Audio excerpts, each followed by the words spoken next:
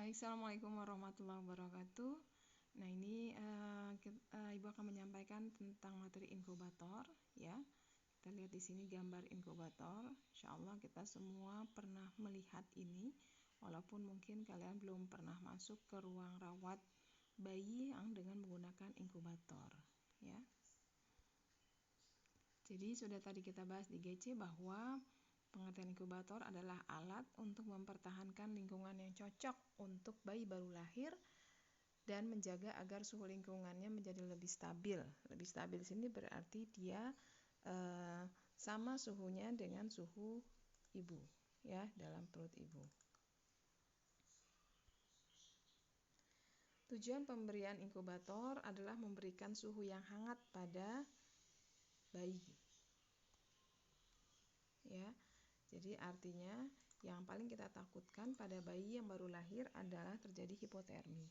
Makanya dengan dimasukkan dalam inkubator untuk bayi-bayi kecil, karena kita tahu bahwa bayi kecil ini belum bisa mengatur fungsi termoregulatornya, mengatur suhu tubuhnya dengan kondisi badan yang kecil dan jaringan lemak coklat subkutan yang memang belum terbentuk, sehingga kemampuan dia untuk mengatur suhu itu menjadi relatif lebih lambat, ya, atau bahkan belum bisa, ya. Karena memang perlu alat untuk menjaga supaya suhu tubuh sekitar lingkungannya menjadi lebih hangat daripada di suhu ruangan, ya. Jadi di sini agar lebih stabil sesuai dengan suhu di dalam perut ibu, ya. Kemudian tujuan yang lainnya adalah diberikan pada neonatus dengan berat badan kurang dari 2000 gram yang tidak dapat dilakukan PMK. Kalau tadi kita sudah bahas bahwa dalam PMK bayi itu bisa bertambah hangat suhunya karena memang skin to skin, ya, menempel pada kulit ibu sehingga aliran panas dari tubuh ibu akan mengalir ke tubuh bayi, ya. Nah, pada bayi yang tidak bisa lakukan PMK kayak tadi kan kontraindikasinya misalkan ibunya ya dalam kondisi sakit atau infeksi, atau bayinya dalam gangguan pernafasan, atau dalam kondisi bayi sakit, ini tidak mungkin lakukan PMK, ya, atau bayi yang sangat kecil kurang dari 1000 gram, maka ini harus dimasukkan ke dalam inkubator. Kemudian tujuan pemberian inkubator yang lain adalah perawatan untuk bayi yang sakit, asfiksia, dan sepsis, yang mana ini semua tidak bisa dilakukan dengan PMK. Fungsi inkubator, ya, di sini adalah memberikan oksigen melalui nasal kanul, atau ada juga yang melalui ventilasi mekanik atau ventilator, atau dengan CPAP, ya. Jadi ada bayi yang memang belum bisa bernafas secara spontan, maka dibantu dengan ventilator, atau kalau jumlah ventilator itu terbatas di ruangan, bisa juga kita bantu dengan menggunakan CPAP atau Continuous Positive Air Pressure, ya. Jadi CPAP ini fungsinya memang di bawah daripada ventilator, tetapi dia bisa membantu membuat bayi bernafas dengan lebih baik. Kemudian yang kedua adalah melakukan pengamatan yang intensif untuk nilai fisiologis. Bagaimana frekuensi nafasnya, detak jantungnya, fungsi otak, refleks bayi, dan saturasi oksigen. Ini adalah nilai-nilai yang penting untuk bayi, ya, dan ini harus dipantau. Dengan inkubator maka ini bisa diamati. Kemudian melindungi bayi dari suhu dingin. Ya, kita tahu bahwa di inkubator itu suhu lingkungannya bisa diatur sesuai dengan kondisi bayi, ya. Kemudian yang keempat adalah menyediakan kebutuhan gizi melalui OGT, ya. Pada bayi kecil biasanya belum mungkin dilakukan yang namanya NGT, nasogastrotube, tapi bisa dilakukan dengan OGT atau oral gastrotube, ya, di mana pemberian ASI-nya biasanya bisa dilakukan melalui OGT ini. Tapi kalau memang tidak bisa, mungkin bisa dibantu dengan pemberian cairan melalui infus, ya. Kemudian pemberian obat-obatan juga bisa dilakukan karena dengan inkubator ada alat-alat yang bisa dimungkinkan untuk diberikan obat, ya. Nah, hal-hal yang harus diperhatikan dalam melakukan perawatan inkubator, ya, suhu harus diatur sesuai dengan suhu bayi. Jadi diatur antara 35,5 derajat Celcius sampai dengan 36,5 derajat Celcius. Jadi tidak lebih atau tidak kurang dari itu. Kalau kurang dia akan menjadi hipotermi, kalau lebih dia juga akan menjadi kepanasan. Ada beberapa kasus, ya, perawat yang lalai tidak mengatur suhu ya, sehingga suhunya melebihi dari kebutuhan bayi ya. Akibatnya bayinya menjadi luka bakar ya, bahkan mengalami kematian karena hangus terbakar ya. Kemudian hal kedua yang harus diperhatikan adalah kelembapan dibuat dalam 50-60%, kecuali pada bayi yang mengalami kesulitan bernafas, maka kelembapannya harus diatur antara 80-100%. Ini ada alat untuk pengontrol kelembapan lingkungan inkubator. Yang ketiga adalah pada inkubator terdapat dua bagian. Bagian atas ini untuk menampilkan sensor dan mengatur sensor alat. Dan bagian bawah itu untuk mengatur inkubator dan kelembapan inkubator. Ya, ini hal-hal yang harus diperhatikan ya. Baik, kita akan lihat apa aja yang ada di dalam inkubator, alat-alatnya. Yang pertama adalah set alat inkubator itu sendiri ya. Satu inkubator itu lumayan juga harganya, bisa di atas 20 juta karena tergantung dari jenis-jenis inkubator ya. Karenanya memang ini sangat mahal sehingga tidak semua rumah sakit mempunyai set inkubator. Kalau dia tidak punya ruangan NICU atau perinatologi, maka mungkin tidak ada inkubator di dalamnya. Tapi standar satu rumah sakit memang paling tidak dia mempunyai NICU ya, yang di dalamnya ada inkubator. Kemudian ada cup oksigen ya, itu harus ada. Jadi dalam inkubator itu didekatkan dengan kebutuhan cup oksigennya ada ya. Lampu pemanas mutlak harus diperlukan. Kemudian monitor tekanan darah, ventilator dan CPAP ya, itu juga mutlak. Nah, bagaimana prosedur inkubator tertutup ya? Nanti kita lihat seperti apa inkubator tertutup dan inkubator terbuka. Ya, inkubator tertutup ini yang tadi seperti gambar di awal harus dalam kondisi tertutup. Jika terbuka, pastikan suhu tetap hangat dan oksigen selalu tersedia. Tindakan perawatan dan pengobatan diberikan melalui hidung. Ya, bayi dalam kondisi tidak berpakaian agar memudahkan pengamatan. Karena dengan tertutup kita agak sulit, ada hambatan untuk akses memegang bayi, sehingga memang harus terlihat kondisi bayi seperti apa. Jadi paling yang ditutupi adalah daerah kelaminnya dan mata ya, kalau memang dia kena blue light. Kemudian pengaturan panas disesuaikan dengan berat badan dan kondisi tubuh bayi ya, seperti itu.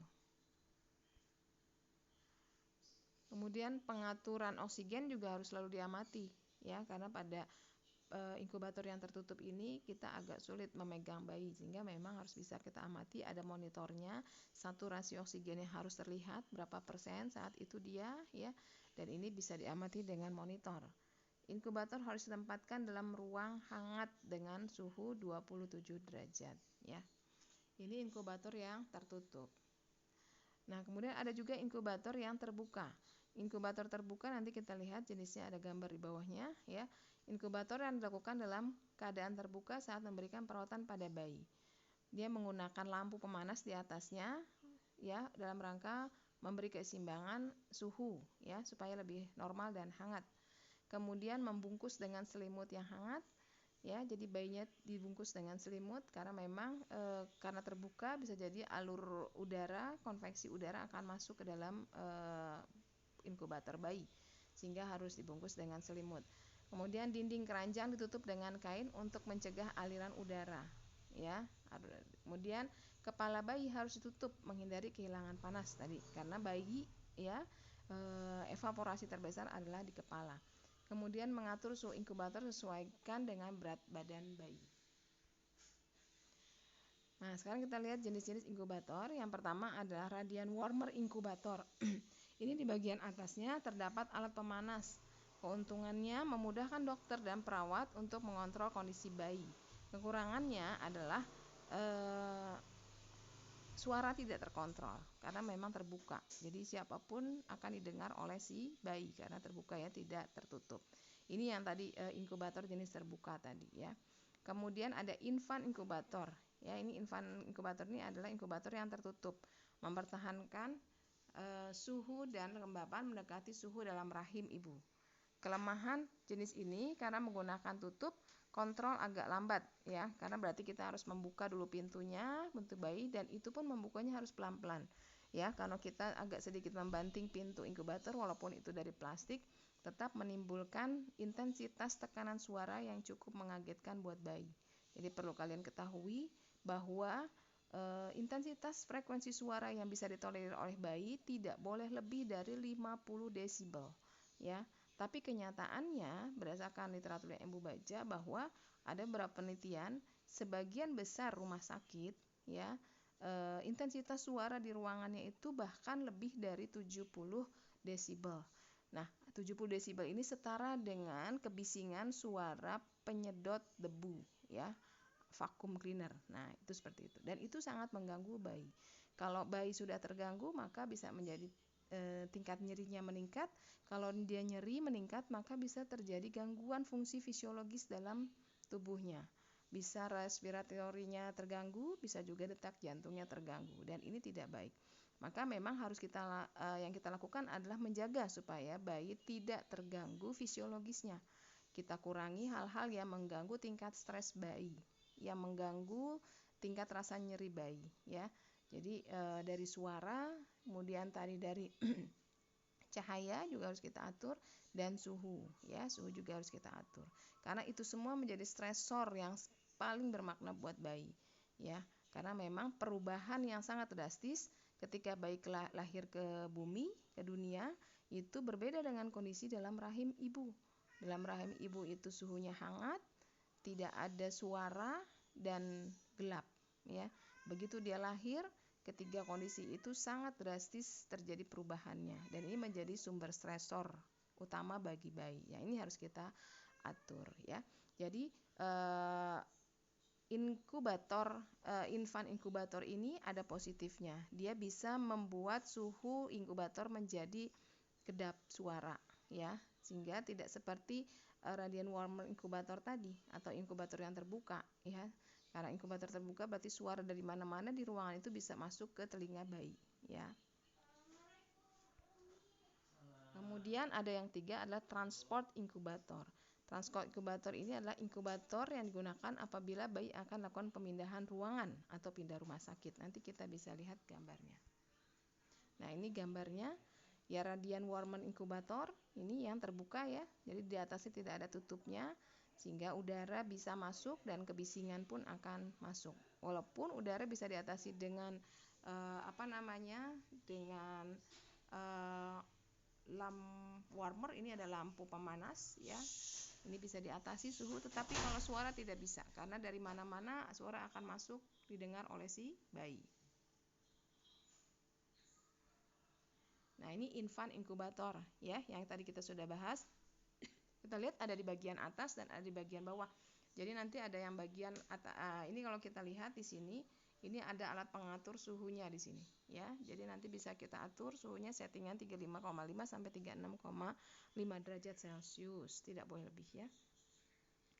Kemudian ini ada transport inkubator. Kita perhatikan di sini ada, dia memang letaknya memang untuk transportasi, untuk mendorong bayi. Jadi tidak semata-mata mudah memindahkan bayi dari satu rumah sakit ke rumah sakit yang lain dalam kondisi dia dalam inkubator, ya. Ini harus pakai alat seperti ini, ya, dimana settingan ini membuat kondisi suhu dalam kondisi yang tetap stabil, kemudian oksigen juga stabil, ya, kemudian cairan karena dipasang infus tetap di sini, ya, cairan bayi juga tetap terjamin, ya, sehingga aman ketika dia akan dipindahkan ke rumah sakit yang lain. Ya, baik, itu barangkali yang bisa Ibu sampaikan untuk inkubator, ya. Terima kasih. Assalamualaikum warahmatullahi wabarakatuh.